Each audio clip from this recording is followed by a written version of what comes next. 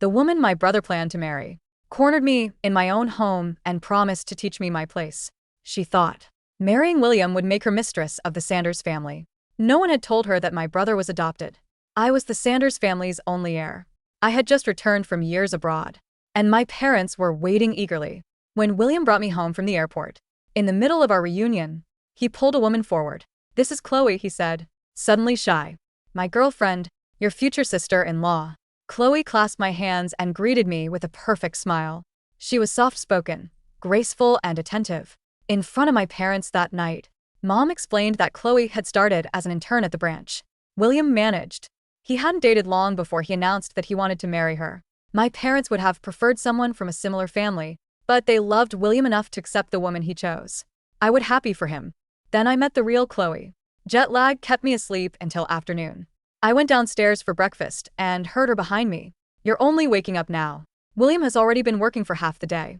I turned around. "Were you speaking to me?" She descended the staircase with folded arms and a look that belonged on the owner of the house. "Who else is here? We barely know each other," I said, "so don't lecture me and don't call me your sister." Yet the front door opened. Chloe transformed instantly. Her shoulders drooped, her eyes shone with tears, and her voice became fragile. "Please don't be angry. If you don't want me to call you sister, I won't." William and Mom walked in to find her blinking back tears. "What happened?" William asked. "Nothing," Chloe whispered. "I thought calling Molly my sister would make us close. I didn't know it would upset her. My mother told me it was a tiny misunderstanding." William blamed my temper on jet lag and led Chloe upstairs, as if rescuing her from me. I was too astonished to defend myself. A few days later, my childhood friend Brian asked how I liked my future sister-in-law. The expression on his face told me he knew something. "Chloe entered your company with one goal," he said. "William. Now she tells everyone she's already the Sanders' daughter-in-law." He showed me screenshots from a chat with her friends. Brian had obtained them through someone in Chloe's social circle. I did not ask for details. He never volunteered them without enjoying the mystery. What mattered was that the language matched the woman I had met. When no one else was present, "William Sanders is already in my pocket. His family's house is enormous. I have to hold on to this opportunity. His sister is coming home soon. Sisters-in-law are always trouble. I'll teach her her place before she becomes a threat." I sent the screenshots to myself, but said nothing at home. If I accused Chloe immediately, William would claim I disliked her without cause. So I watched. Her sweetness was selective. At breakfast, she remembered Dad's preferred coffee and asked Mom about her latest charity project. The moment they left the room, she dropped the smile and asked why I was still staying in their house after living abroad for so long. When Mrs. Wilson entered, Chloe changed the subject so smoothly that I almost admired the skill. She charmed my parents, praised everything my mother wore, and received designer gifts. In return, she flattered William until he converted her internship into a permanent position and promoted her into an easy department role. What began as occasional overnight stays became a permanent place in our house. At work, her new title gave her status without responsibility. She let others finish assignments, then appeared when results were presented. William interpreted every complaint as jealousy from employees who resented his girlfriend's talent. She smiled at everyone except me and our longtime housekeeper, Mrs. Wilson. At the branch office, she used William, his name, to skip approvals and assign her unfinished work to junior employees. No one complained openly. They believed the future Mrs. Sanders could decide promotions and dismissals with a whisper. Each small abuse reinforced the power she imagined she already possessed. One night, Mrs. Wilson brought me soup she had simmered for hours. Chloe demanded a bowl, too. When she learned there was none left, and Mrs. Wilson was preparing for bed, she planted her hands on her hips. "Are you the Sanders housekeeper or a pampered lady? If I ask for soup, you make it?" Mrs. Wilson went back to the kitchen. The following morning, Chloe served my mother tea and asked whether Mrs. Wilson had seemed tired lately. At the end of the conversation, she had made herself sound considerate and the housekeeper sound lazy.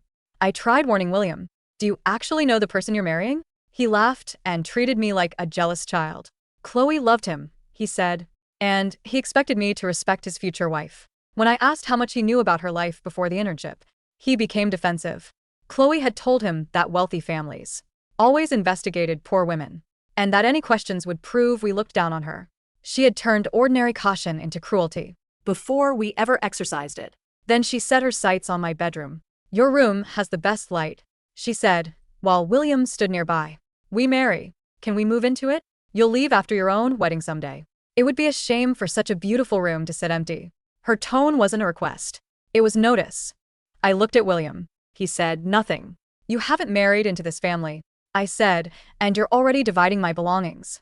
If William wants a marital home, he can buy one. Why are you planning to occupy mine?" Mom heard the last sentence and hurried over. Molly apologized. Chloe lowered her eyes, concealing a triumphant smile. "It's all right. Auntie Molly is upset. William and I don't need to move out. We can live here and care for you when you're old." One flattering sentence erased what she had actually said. William joined in. "She was teasing you. Why take a joke so seriously?" My mother praised Chloe for being understanding and scolded me for being petty. That was her favorite trick. She provoked me in private, then performed innocence before an audience. Every time I reacted, I became the villain in a story she had written. Meanwhile, wedding plans moved forward. I began to panic, not because I feared losing my room or my inheritance, but because my parents and brother were inviting a calculating stranger into the center of our family. I waited until Chloe was away and called a family meeting. "I don't agree to this marriage." Mom sighed before I could explain. "Molly, don't start trouble." William looked almost satisfied. "Chloe predicted this," she said. "You would try to stop us." Of course she had. He had inoculated him against the truth before I ever spoke it. "Why do you hate her so much?" he demanded. "She has tried to win you over and you reject everything she does. If you can't stand living with us, we'll move out after the wedding. Will that finally make you happy?" Dad remained silent, watching me with disappointment. Mom told me love mattered more than background, and that I needed to give Chloe a chance. They believed I was protecting my status. None of them understood that Chloe didn't even know what my status was. To her, William was the wealthy heir, and I was an unmarried sister who would eventually be sent away. That misconception explained her obsession with my bedroom, and her eagerness to establish authority over the staff. She wasn't merely marrying a man. She believed she was acquiring a household. William had never discussed the structure of our family with her. My parents raised him as their son, and I loved him as my brother. But legally, the Sanders Trust holding shares in a estate would pass only to me. His position at the branch existed because my parents gave it to him. Chloe had mistaken access for ownership. That distinction did not make William less my brother. It did mean that Chloe's entire plan depended on a future that legally did not exist. He was threatening the sole heir, while believing she was removing a disposable sister. I could have ended the argument by telling her that. Instead, I gave William one final chance.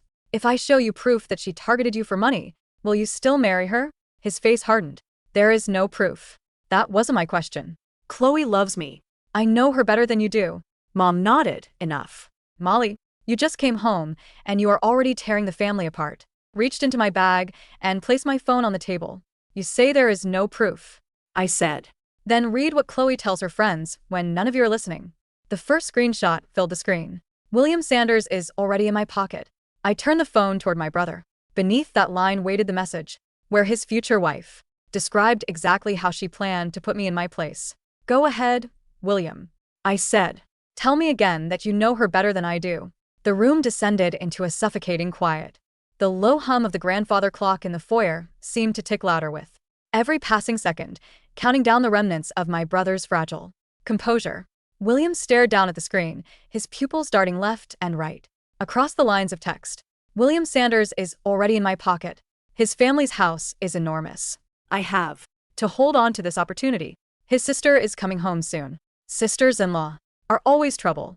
I'll teach her her place before she becomes a threat." For 3 full seconds, the color drained from his face until his skin matched the bleached linen of the dining cloth. But then, as psychological defense mechanisms so often do, his disbelief mutated into hostility. He shoved the phone away with the back of his hand, sending it skidding across the polished mahogany until it struck my teacup with a sharp clink. "Anyone can fake a chat log, Molly," William said, his voice trembling slightly, before finding an edge of defensive fury. "You've been out of the country for years. You don't know who her friends are. You don't know what kind of bitter people she had to cut out of her life when we started dating. Someone is jealous of her, and you're letting them feed you garbage." My mother let out a long, shuddering exhale, eager to seize William's explanation. "Molly, darling, William is right. The internet is full of malicious software nowadays. People forge text threads to extort money. Chloe. Has been nothing but gentle to us. Why would she write something so venomous?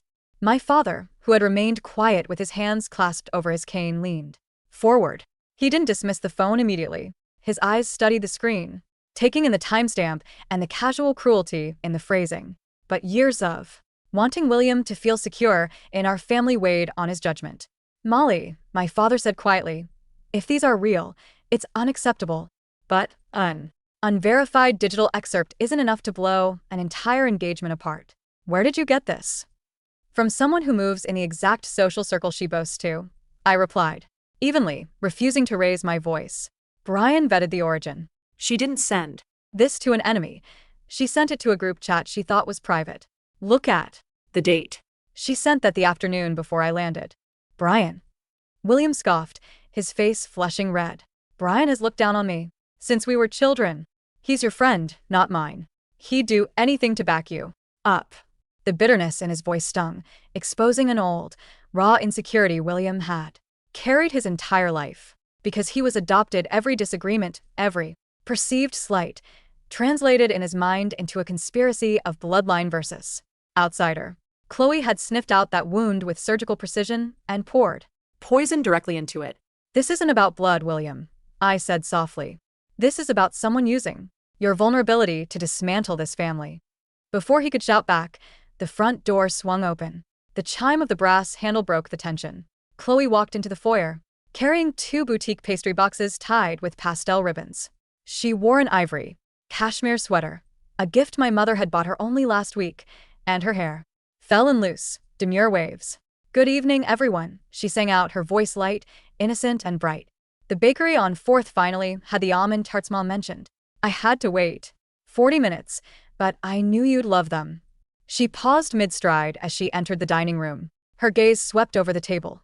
The silence, my cold posture, the phone lying face up between our cups, and the tense, flushed anger on William's face. For less than half a second, her smile flickered. Her eyes narrowed into tiny slits of cold calculation before the mask slipped back on. Did I interrupt something? She asked, her voice instantly dropping into that fragile, hesitant register she used to manipulate my mother. William stood up immediately, walking over to her and taking the pastry boxes from her hands. No. You didn't. William, my father warned, his tone firm. Sit down, both of you. Chloe looked at my father, then at my mother, her bottom lip quivering slightly. Auntie Eleanor, what's happening? Did I do something wrong? Chloe, dear, my mother began, clearly uncomfortable. Molly received some screenshots, messages allegedly from your account. Chloe didn't rush to defend herself with anger. Instead, she let out a small, stunned gasp. She walked toward the table, her eyes widening as she looked at the phone screen. Then, slowly, she covered her mouth with both hands and genuine tears welled up in her eyes. It was an Oscar-caliber performance. This, her voice broke. This is horrible. Who would write this? Under my name? You did, I said calmly. Chloe turned to me, her eyes brimming with hurt. Molly, I know you think I'm not good enough for William. I know I come from an ordinary family and you've lived abroad, attending prestigious academies. But to fabricate something so ugly to make it look like I'm some kind of monster who wants to hurt you. She turned to William, gripping his forearm. William, you know me. You know how hard I've worked. I cried for days when my college roommate stole my portfolio. And blocked me. This is her group. She's been trying to ruin my life ever since she found out we were together. William wrapped his arm around her shoulders, glaring at me with unfiltered hostility. Are you satisfied now, Molly? You brought a bitter stranger's slander into our house and made Chloe cry. She's lying, William, I said. Enough, William barked. I am marrying her. If you can't accept that, then maybe you shouldn't have come back. The room fell dead silent. My mother gasped. William, don't speak to your sister like that. Then tell her to stop treating my fiancé like a criminal. William shouted, pulling Chloe closer to his side. I'm taking Chloe upstairs. We won't stay down here to be interrogated. He led her out of the room. As Chloe climbed the stairs, she turned her head back just far enough that William couldn't see, catching my eye in the dining room mirror. Her tears were gone. Her lips curved into a sharp, victorious smirk, her eyes glinting with pure contempt. "You lost," her expression said. "And you can't touch me." I picked up my phone, wiped a drop of spilled tea from the glass screen, and looked at my father. He looked exhausted, rubbing his temples with an unsteady Hand. "Molly," he sighed. "Family harmony requires patience." "Patience doesn't cure cancer, Dad," I said, rising from the table. "It only gives it time to spread." Over the next 2 weeks, Chloe moved with accelerated boldness. Having survived the screenshot confrontation, she concluded that William's devotion was absolute, and my parents were too polite to challenge her. She began behaving not as an engaged guest, but as the de facto lady of the Sanders estate. One afternoon, I came home from a meeting in the city to find two strange men in blue overalls hauling antique rosewood armchairs out of the third-floor library, adjacent to my bedroom. "Stop right there," I called out. "What are you doing?" The movers looked bewildered. Before they could speak, Chloe stepped out of my bedroom, a clipboard in hand. "Oh, Molly, you're back early," she said casually, checking off an item on her List. "William and I decided that your room will be our master suite after the wedding. It has the best natural light, and the connecting dressing room is much larger. I'm having the adjoining study converted into my personal walk-in closet." I walked up the stairs, my steps steady and unhurried. "Who authorized you to enter my room or touch these furnishings?" "William did," she said, her voice dropping into that smug, low frequency she reserved only for me. "He is the executive director of the branch, Molly. He is the man who carries the Sanders name in the business community. You're an unmarried daughter who's going to marry out anyway. Why should you hoard the Premier suite. She stepped closer, leaning in so the movers couldn't hear. "Your little screenshot stunt was cute. But did you see how fast he defended me? He belongs To me. This house belongs to him, which means very soon you'll be the guest. Here. If you play nice, I might let you stay in the West Wing attic when you visit." I looked at her, noting the arrogance dancing in her pupils. She had completely bought into her own fantasy. "You truly believe William owns everything, don't you?" I asked quietly. Chloe gave a cold, breathy laugh. "He's the only son. The entire city knows the Sanders group will be passed down to him. Who else would it go to? You?" She tapped her chin mockingly. "Don't make me laugh. Now be a good girl and tell Mrs. Wilson to pack your vanity. I want painters in here by Friday." "Put the chairs back," I told the movers, ignoring her. "Hey," Chloe snapped, her voice sharpening. "I hired you. Move them down to the basement." "I am Molly Sanders," I said, turning my eyes upon the two workmen. My voice carried the cold authority of someone who had trained under corporate litigators in London for 4 years. "This property is deeded solely under the Sanders Heritage Trust. If you move a single piece of furniture outside that door, I will have the police here in 10 minutes, charging your company with grand larceny and unlawful entry." The two men exchanged terrified looks, instantly set the rosewood chairs down, apologized profusely, and hurried down the stairs before Chloe could even scream at them. Chloe's face burned scarlet. "You think you're so smart, don't you? Just wait until William comes home tonight. I'll make sure he throws you out himself." "I welcome him to try," I replied, stepping past her into my room and shutting the heavy oak door in her face. That evening, I didn't wait for Chloe's manufactured tears to trigger another domestic screaming match. I met Brian at a quiet private club downtown. Brian slid a thick manila folder across the dark wood table. "You were right to dig deeper," Brian said, taking a sip of his bourbon. "Chloe Vance isn't just an opportunist. She's a professional parasite with a trail of wreckage behind her." I opened the folder. Inside were tax filings, background checks, bank statements, and court records. "Her real name is Chloe Vane," Brian explained. "She changed the spelling legally 2 years ago after a scandal at a mid-sized logistics firm in Chicago. She was the personal assistant to the CEO's son. Within 8 months, she convinced him to give her access to discretionary expense accounts, racked up $200,000 in luxury purchases, and funneled kickbacks through a bogus PR vendor. When the CEO found out, he threatened to press charges, but the son was so humiliated he paid off the company losses out of his trust fund, just to sweep it under the rug. Chloe walked away with nearly $80,000 in cash. I flipped through the bank records. "And what has she been doing at Williams' branch?" Brian leaned forward, his smile turning sharp. "That's where it gets interesting. William has been blinding himself to her work. She hasn't just been skipping assignments, Molly. Over the last 4 months, she created a shell vendor called Lumina Creative Concepts for corporate event staging. She's signed 3 separate contracts totaling $420,000 using William's automated approval signature on the internal portal. Did William know? I asked, a cold knot tightening in my chest. No. William is careless with his login credentials because he trusts her. Implicitly, she's been approving purchase orders from her own laptop while sitting on his couch.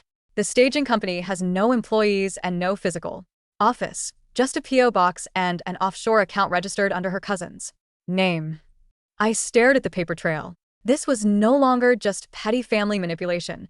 This was corporate embezzlement, wire fraud, and criminal conspiracy. There's more, Brian added. She's pushing William to announce their formal engagement at the annual Founders Gala next Saturday at the Grand Imperial Ballroom.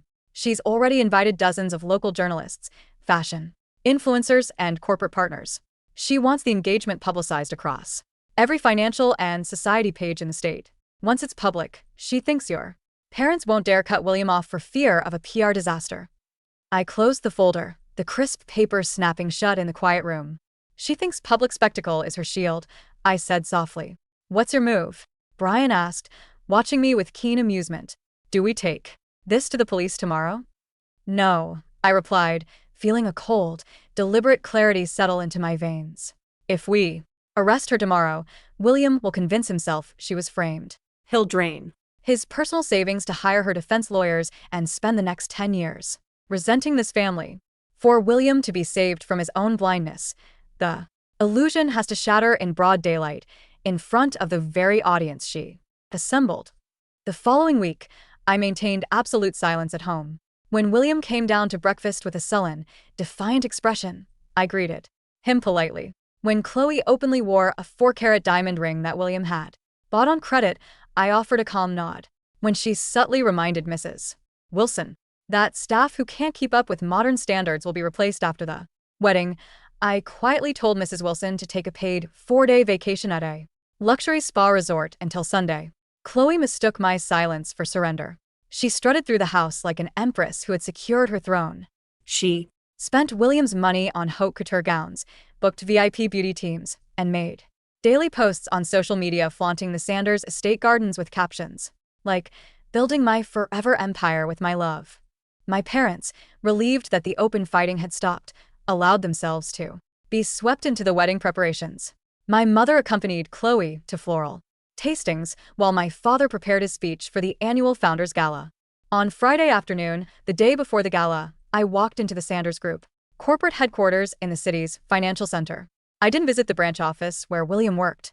I went directly to the 40th floor, straight into the office of Mr. Arthur Vance, the family's senior legal counsel and trustee of the Sanders Heritage Trust for over 30 years. Mr. Vance stood up, adjusting his silver-rimmed glasses as I entered.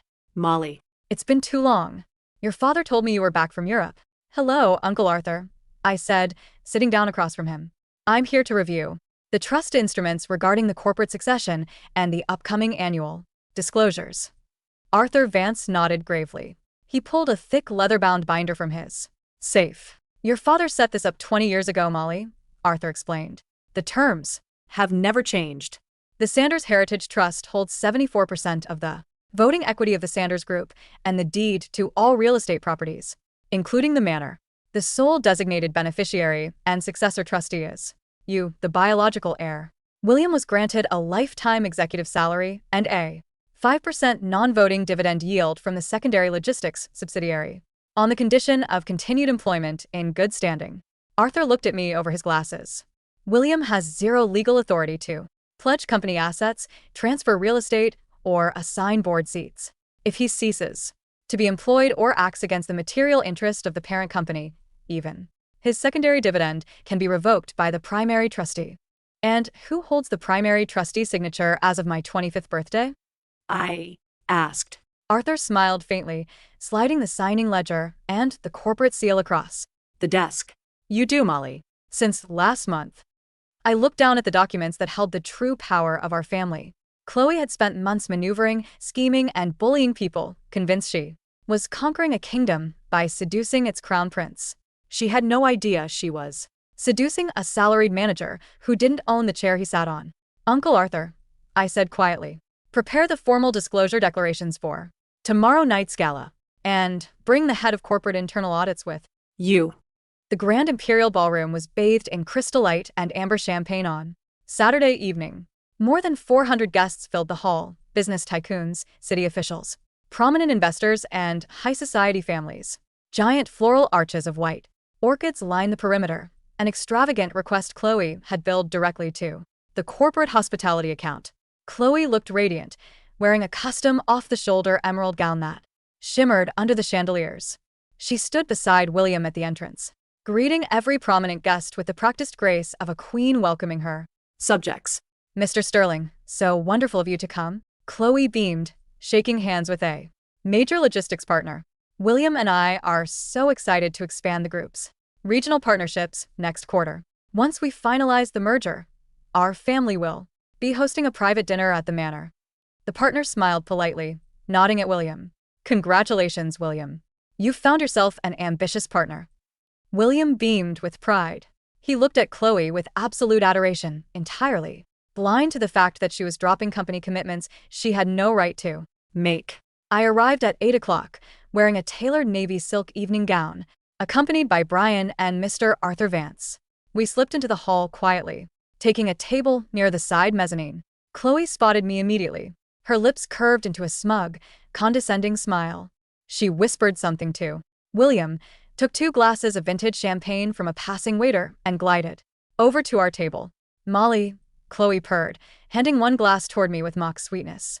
I'm so glad you decided to come out of your room. I know it must be difficult for you, seeing your brother take center stage while your life remains unsettled. But Don't worry. Once William and I are married, we'll make sure to introduce you to some respectable middle management bachelors. Brian let out a low chuckle into his champagne glass. I didn't take the glass she offered. I simply looked at her, noting the heavy diamond necklace resting against her collarbone, an heirloom piece she had coaxed my mother into lending her for the night. Enjoy your champagne, Chloe, I said evenly. It's very expensive. Chloe scoffed, tossing her hair over her shoulder. Everything in this room belongs to the Sanders family, Molly, which means it belongs to William. and What belongs to William is mine. You can glare at me all night, but in 30 minutes, William will announce our engagement on that stage, and your father will announce the corporate handover. You've lost. Accept it. She turned on her heel and glided back toward the stage, where William was already adjusting his microphone. My father and mother stood near the foot of the stage. My father looked uneasy. The sudden scale of this engagement announcement had clearly gotten out of hand, but Chloe had framed it as a strategic brand showcase to boost company morale. The master of ceremonies tapped his glass, and the room grew quiet. Ladies and gentlemen, esteemed partners and dear friends, the MC announced. Please welcome Mr. William Sanders and his fiancée, Miss Chloe Vance. The room erupted into polite applause. William and Chloe walked up the stairs, hand in hand, stepping into the warm spotlight. Chloe held her chin high, her eyes sparkling as several society photographers snapped flashes from the front row. William stepped to the podium, his voice brimming with emotion. Thank you, everyone, for being here tonight, William began. Tonight marks a milestone not only for the Sanders Group, but for my personal life. Over the past year, I have found a woman who stands by me, inspires me, and shares my vision for the future of our family's enterprise. Chloe has been my greatest pillar of strength. Chloe dabbed at a manufactured tear at the corner of her eye, looking out at the crowd with practiced vulnerability.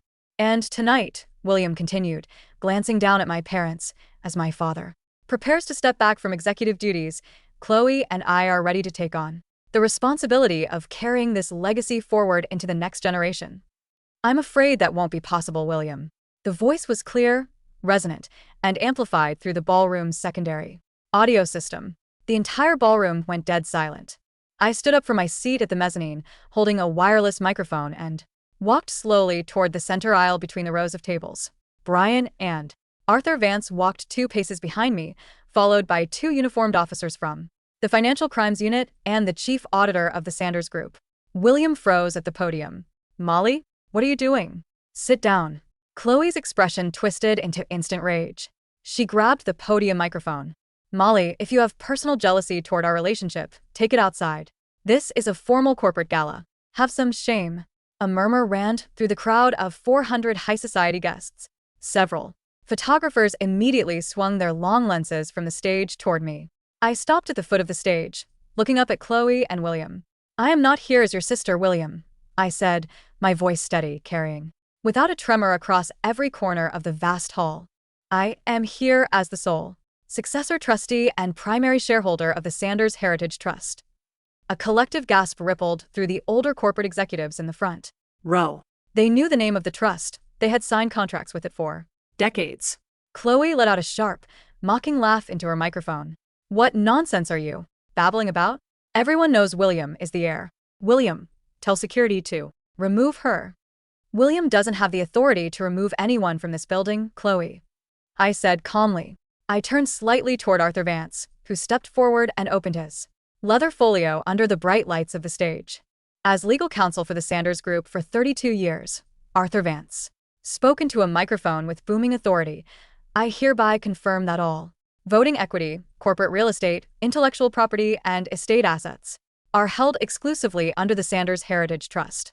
Under the legal framework established at its inception, Mr. William Sanders is a non-equity beneficiary, holding zero ownership shares and no succession rights to the primary corporation. The words hit the stage like a detonation. Chloe's triumphant smile froze instantly. The color vanished from her face so fast she looked like a marble statue. Her fingers gripped the podium until her knuckles turned chalk white. What did you say? Chloe stammered, her voice shaking violently over the speakers. That's impossible. William is the son. He's the eldest son. William is my adopted brother, I stated plainly, looking directly into the crowd, then up at William. My parents raised him with boundless love, gave him their name, and granted him executive status. But the Sanders Empire was founded by my grandfather for his biological bloodline, the sole legal owner of this company, this building, the manor you tried to redecorate, and the very ground you stand on tonight is me. The ballroom exploded into frantic whispers and gasps. Society women covered their mouths. Corporate partners leaned in to confer in hurried tones. William stood paralyzed, his jaw slack, staring at me as if the universe had just inverted itself. Molly, what is this? Why are you doing this here? Because your fiancé didn't want a quiet family conversation, I replied. She wanted a public spectacle. So I'm giving her one.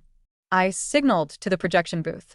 The giant multimedia screens behind the stage, originally set up to play a romantic montage of William and Chloe's relationship, flickered. Instantly, the screens displayed high-resolution bank transfer receipts, corporate audit sheets, and contract signatures. Over the last 4 months, I announced, Miss Chloe Vance, formerly Chloe Vane, has utilized unauthorized access to executive credentials to embezzle $420,000 through a fictitious shell entity named Lumina Creative Concepts. She has forged approval signatures, laundered corporate funds into offshore accounts, and used company credit lines to finance luxury personal expenditures. The screen shifted, displaying Chloe's previous sealed settlement from Chicago, alongside full-screen screenshots of her private text messages. William Sanders is already in my pocket. I'll teach her place before she becomes a threat. Once I lock down the marriage, the old couple and the sister won't have a say in anything. The evidence was undeniable, clinical, and complete. The ballroom fell into a stunned, horrified silence. The flashing cameras were relentless now, capturing every agonizing micro-expression of Chloe's humiliation. Chloe looked at the screens, then at the hundreds of influential people staring at her in disgust. Her carefully constructed facade of sweetness and sophistication collapsed entirely. She whirled around on William, grabbing his tuxedo lapels, her voice screeching through the open mic. Is this true? You don't own the company. You have no shares? You're just an adopted nobody living on an allowance. William stared at her, his eyes wide with shattered heartbreak. Chloe, what are you saying? You said you loved me. You said none of the money mattered. Loved you. Chloe screamed, completely unhinged, her voice echoing grotesquely through the ballroom speakers. You think I would spend 8 months catering to your pathetic insecurities, listening to your boring business ideas and smiling at your nagging mother for a salaried branch manager? You told me you were taking over the empire. You let me believe you were the heir. She pushed him away with such violent revulsion that William stumbled back against the podium, knocking over a floral arrangement of white orchids. "You lied to me," Chloe shrieked, tears of sheer narcissistic rage streaming down her ruined makeup. "You're a fraud. You're nothing. The only fraud in this room is you, Miss Vane." A calm voice cut through the chaos. The two financial crimes unit officers walked up the stage stairs, followed by building security. The senior investigator pulled out his badge and a pair of steel handcuffs. "Chloe Vane, you are under arrest for grand larceny, corporate wire fraud, and Forgery. you have the right to remain silent." As the cold steel snapped around her wrists, Chloe began kicking and screaming, thrashing against the officers. "Get your hands off me. William, do something. Eleanor, tell them I'm wearing your necklace. You can't arrest me in front of everyone." Mrs. Wilson, who had quietly arrived with my mother from the side entrance, stepped forward calmly. "With steady hands, Mrs. Wilson unclasped the 4-carat heirloom diamond necklace from Chloe's throat and placed it into a velvet pouch. "You are not worthy to wear the Sanders family jewels," Mrs. Wilson said softly. Chloe was dragged down the stage and through the center aisle, her designer gown dragging along the carpet as 400 guests parted like the Red Sea, staring at her with utter contempt while camera shutters clicked continuously. The aftermath was swift and uncompromising. The Founders Gala was formally brought to an orderly close within 20 minutes. Mr. Arthur Vance and I held a brief, 15-minute executive press briefing in the private lounge, confirming that all embezzled funds had been frozen in escrow and that the Sanders Group remained financially robust under my sole transition into the chairmanship. Back at the Sanders Manor that night, the house was quieter than a tomb. My mother sat on the living room sofa, weeping softly with her face buried in her hands. She was crushed, not just by Chloe's deception, but by the guilt of how easily she had dismissed my warnings and scolded me in favor of a criminal. My father stood by the fireplace, staring into the dying embers. When I entered, he turned around, his eyes red-rimmed. "Molly," my father said, his voice thick with shame. "I failed as the head of this family. I wanted so badly for William to feel entirely equal that I closed my eyes to the danger she brought into our home. I allowed her to disrespect you. And, Mrs. Wilson, can you forgive an old man's foolishness?" I walked over, resting a hand gently on his shoulder. "You loved your son, Dad. That wasn't a crime. The mistake was assuming everyone who enters this house carries the same pure intentions." Upstairs, the door to William's room was cracked open. I walked up the carpeted hallway and stepped inside. The room was dark, save for the pale moonlight filtering through the window. William sat on the floor against the foot of his bed, his tuxedo jacket discarded, his face buried in his knees. His shoulders shook with silent, agonizing sobs. I walked over and sat down on the floor beside him, leaning my back against the bed just as we used to do when we were children hiding from thunderstorms. For a long time, neither of us said a word. "I was so stupid," William finally choked out, his voice raw and broken. "I wanted to prove that I was capable, that I was truly your equal in the family. She made me feel like I was a king, Molly. And the whole time she was just using me as a lockpick to steal your inheritance." He turned his head toward me, tears glistening on his hollow cheeks. I yelled, at you. "I defended her when she tried to take your room. I told you that you didn't belong here. I don't even deserve to carry the Sanders name." I looked at my brother, not the defensive, arrogant executive Chloe had manipulated, but the boy who used to help me build tree houses and study for exams. "You carry the Sanders name because Mom and Dad chose you, William," I said, firmly, my voice gentle but unyielding. "Blood didn't make you my brother. 20 years of growing up together did. Chloe targeted your deepest insecurity because she knew that as long as you were fighting me, you wouldn't look at what she was stealing behind your back." William covered his face, sobbing openly. "I almost destroyed everything." "You didn't destroy it," I said, resting my hand on his shoulder, "because I came home." 3 months later, the criminal trial for Chloe Vane concluded with a swift guilty plea. Faced with overwhelming digital, forensic, and testimonial evidence, she was sentenced to 5 years in state prison without eligibility for early parole, along with full financial restitution orders that stripped away every penny she had ever accumulated. At the Sanders Group headquarters, the branch office had undergone a thorough restructuring. William had stepped down from his executive director role voluntarily. Instead of retreating from the company in shame, He requested a transfer to the ground-level operations and logistics division. He arrived at 7 every morning, wearing work boots and a plain lanyard, earning the respect of his colleagues through genuine labor rather than inherited status. He had grown quieter, sharper, and profoundly grounded. On a bright Tuesday morning in early autumn, I stood by the floor-to-ceiling windows of the chairman's office on the 40th floor. A knock sounded at the door. "Come in," I called out.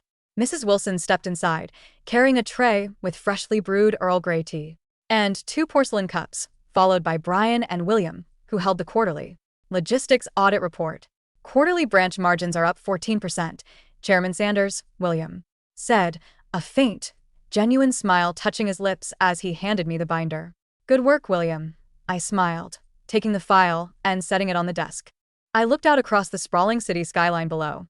The morning sun bathed the glass towers in gold, pure and untainted. The storms had cleared, the parasites were gone, and the foundation beneath our feet was finally unbreakable.